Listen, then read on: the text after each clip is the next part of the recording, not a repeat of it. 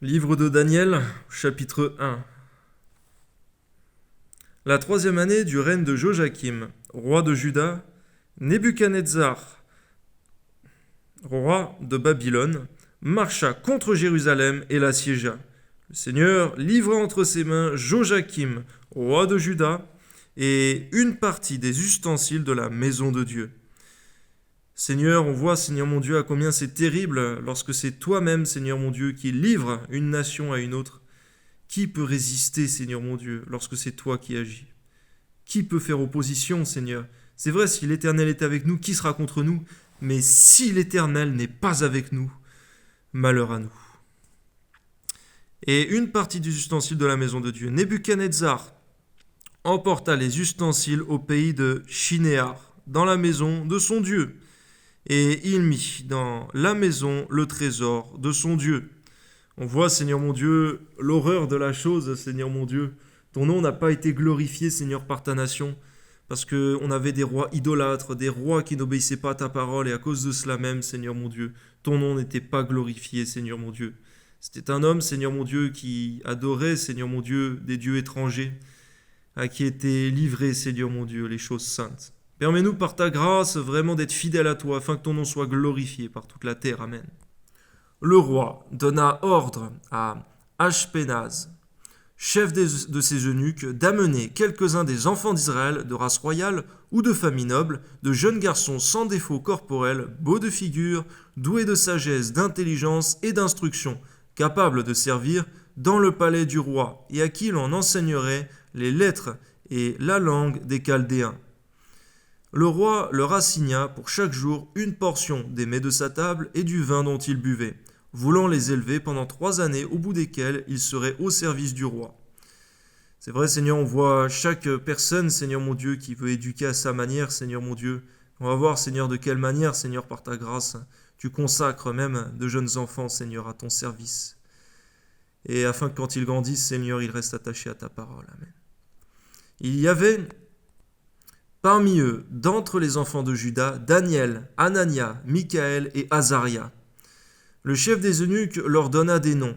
Daniel, celui de Beltchassar, Anania, celui de Shadrach, Michaël, celui de Méshach, et à Azaria, celui d'Abednego. Daniel résolut de ne pas se souiller par les mets du roi et par le vin dont le roi buvait. Il pria le chef des eunuques de ne pas l'obliger à se souiller. Dieu fit trouver à Daniel faveur et grâce devant le chef des eunuques. C'est vrai que lorsqu'on a des exigences, Seigneur mon Dieu, auprès de quiconque, Seigneur mon Dieu, et que c'est pour toi qu'on le fait, Seigneur, pour notre vie de consécration, tu nous fais trouver grâce, Seigneur mon Dieu, lorsqu'on le fait de bon cœur. Que ton nom soit béni, Seigneur mon Dieu, pour ces jeunes gens déjà très consacrés, Seigneur mon Dieu, et qui ne se laissaient pas influencer par ce qui se faisait autour d'eux et même ce qu'on leur proposait, mais qui préféraient les privations pour être consacrés, Seigneur mon Dieu, d'une manière ou d'une autre. À toi soit la gloire, Père. Amen.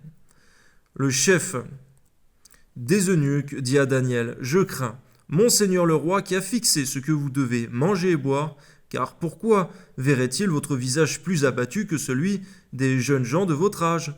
Vous exposeriez ma tête auprès du roi. » Alors Daniel dit à l'intendant, à qui le chef des eunuques avait remis la surveillance de Daniel, de Anania, de Michaël et d'Azaria, « Éprouve tes serviteurs pendant 10 jours, et qu'on nous donne des légumes à manger et de l'eau à boire.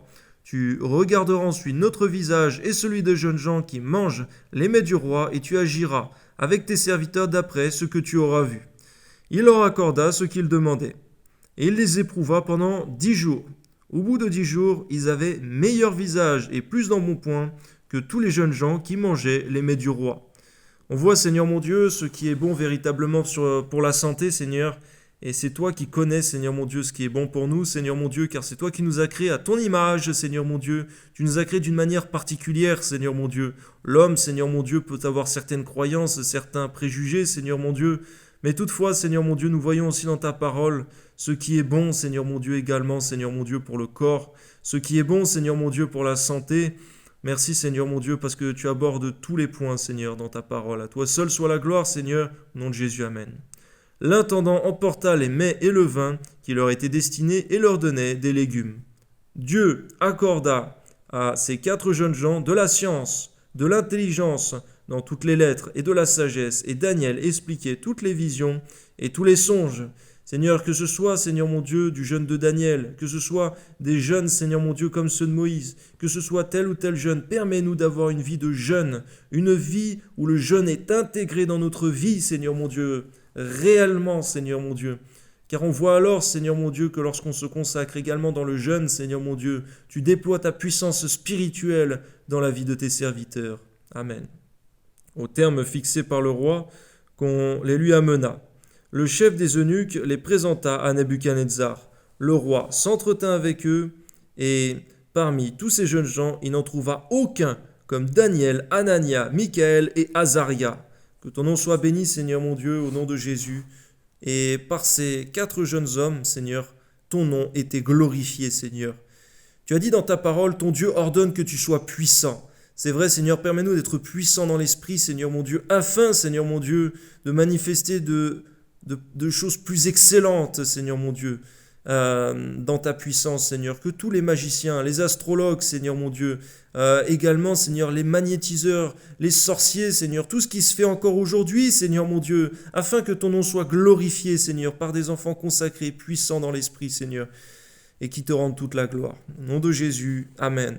Ils furent donc admis au service du roi sur tous les objets qui réclamaient de la sagesse, de l'intelligence et sur lesquels le roi les interrogeait. Et il les trouvait 10 fois supérieurs à tous les magiciens et astrologues qui étaient dans tout son royaume. Ainsi fut Daniel jusqu'à la première année du roi Cyrus. Seigneur, je te bénis au nom de Jésus parce que il n'y avait aucun, Seigneur mon Dieu, des occultistes, Seigneur mon Dieu, qui pouvait égaler tes enfants qui étaient remplis de l'Esprit et consacrés. Que ton nom soit béni, quelle assurance, Seigneur mon Dieu, mais quel devoir aussi de notre part, Seigneur mon Dieu, d'être des réceptacles de ta puissance et de ton Esprit. Que ton nom soit béni, Seigneur, parce que c'est ce qui s'est passé aussi pour Moïse, Seigneur mon Dieu. C'est vrai, Seigneur mon Dieu, lorsque la verge, Seigneur mon Dieu, a été jetée, Seigneur mon Dieu, par Aaron, Seigneur mon Dieu, ce fut un serpent, Seigneur mon Dieu, il fut transformé en serpent, Seigneur mon Dieu, et les magiciens ont fait de même, mais toutefois, Seigneur mon Dieu, ce qui a prédominé, Seigneur mon Dieu, c'était, Seigneur mon Dieu, la verge d'Aaron transformée en serpent, Seigneur mon Dieu, qui a mangé les autres, Seigneur. Que ton nom soit béni, Seigneur, parce que ta puissance, elle domine sur celle du diable. À toi soit la gloire, Père, au nom de Jésus. Amen.